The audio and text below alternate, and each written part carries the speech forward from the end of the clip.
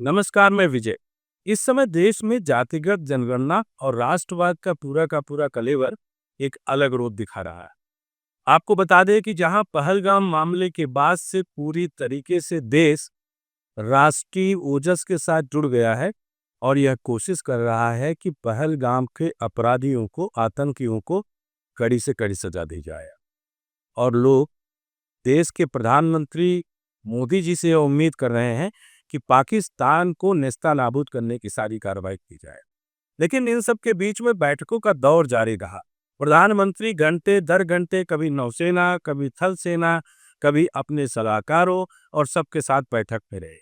मंत्रालय दर मंत्रालय चल रही मंत्रणाओं से और उनके आने वाली खबरों से मानो यह देखने और दिखाए जाने का प्रयास चल रहा था कि इस समय प्रधानमंत्री मोदी किसी ऐसी रणनीति में लगे हुए हैं जिससे पाकिस्तान को कुछ घंटों में नेस्तनाबूद करने की कोई योजना चल रही होगी। युद्ध का पूरा उन्माद हर एक घर में बैठे हिंदुस्तानी के दिमाग में बैठा, बिना किसी जातिगत भेदभाव के। हिंदू हो या मुसलमान हो, हर कोई चाहता है कि पहलगाम के अंदर किए गए इस तरीके के हत्या, नृशंस हत्या का जवाब भारत को पूरी तगड़े तरीके से देना चाहिए। अब वो चाहे इजराइल की स्टाइल में दे या रसिया के स्टाइल में, लेकिन जवाब देना इस समय की जरूरत है। अब लोगों का इस तरीके के माहौल में जीते रहने की एक अपनी मंत्रणा और उनके जीवन की पूरी शैली को राष्ट्रवाद के ओजस के साथ हम सबने बढ़ते हुए देखा। तभी जातिगत जनगणना का जिन मोदी जी के अपने मंत्रिमंडल से बाहर निकल के आया। यह माना जाता है कि जातिगत जनगणना से जहां एक तरफ प्रधानमंत्री मोदी ने कांग्रेस और बाकी विपक्षियों के मुंह से एक मुद्दा निकाल लिया, जिसे हम बोलते हैं हलक से बाहर निकाल लेना, तो वहीं दूसरी तरफ विपक्षी यह कह कर के बम है कि हमारी वजह से जातिगत जनगणना का चिन्ह बाहर आया। लेकिन अगर हम सही हैं तो इस समय शायद प्रधानमंत्री मोदी और उनकी सरकार को पता है कि जातिगत जनगणना से होने वाला क्या है। अगर वाकई 5% से ऊपर मुसलमानों की संख्या खो गई है तो अल्पसंख्यक से उनके बाहर निकलने का समय आ गया है।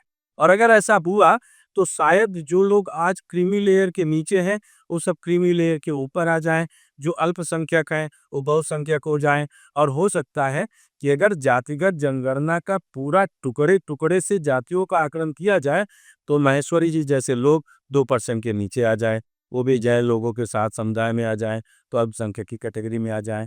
हो सकता है कि ब्राह्मणों में शुक्ला, पांडे, तिवारी, दुबे, मिश्रा टाइप की जातिगत जनगणना के विचार में भी सरकार हो।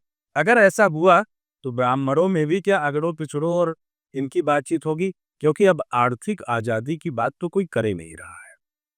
आर्थिक आरक्षण की बातचीत से किसी को कोई लेना देना नहीं। मोदी जी को समझ में आ रहा है कि बिहार और बंगाल के चुनाव में अगर जातिगत जनगणना वाला दांव चला गया तो वाकई उनको फायदा होगा, क्योंकि उस समय जब नीतीश कुमार जातिगत जनगणना की बात कर रहे थे तब उनके साथ सत्ता में बैठी हुई थी लालू प्रसाद यादव की पार्टी और उनके साथ कहीं न कहीं कांग्रेस वाला गठजोड़ काम कर रहा था। तब माहौल और मुद्दा कुछ अलग था। अब नीतीश कुमार भारतीय जनता पार्टी के साथ मिलकर के सत्ता में है और आने वाले चुनाव में भी भारतीय जनता पार्टी और घटक दलों ने उनको ही अपना मुख्यमंत्री चेहरा बनाया हुआ है।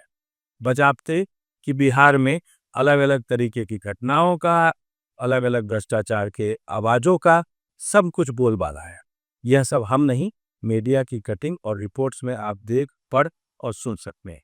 तो कुल मिलाकर क्या जातिगत जनगणना से आने वाले समय में भारत की सियासी जमात की पूरी अपनी मुहिम और पूरा समीकरण और पूरी जमीन बदलने वाली है?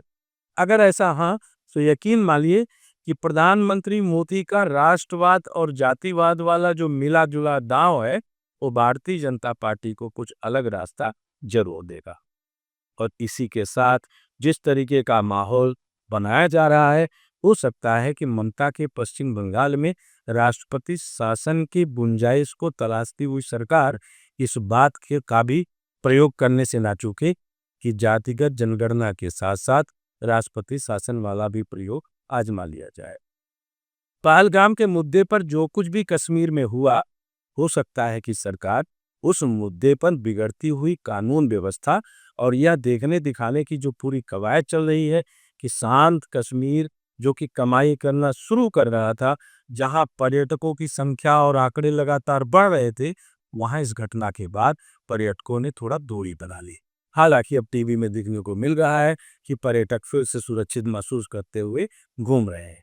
अगर ऐसा सब हुआ तो आप यकीन मानिए कि राष्ट्रपति शासन के मुहाने पर फिर से 370 लगने के बाद वाले माहौल में, हटने के बाद वाले माहौल में कश्मीर जा सकता है। और शायद उसका पूरा का पूरा असर पंजाब की सियासत और राजनीति में भी देखने को मिले।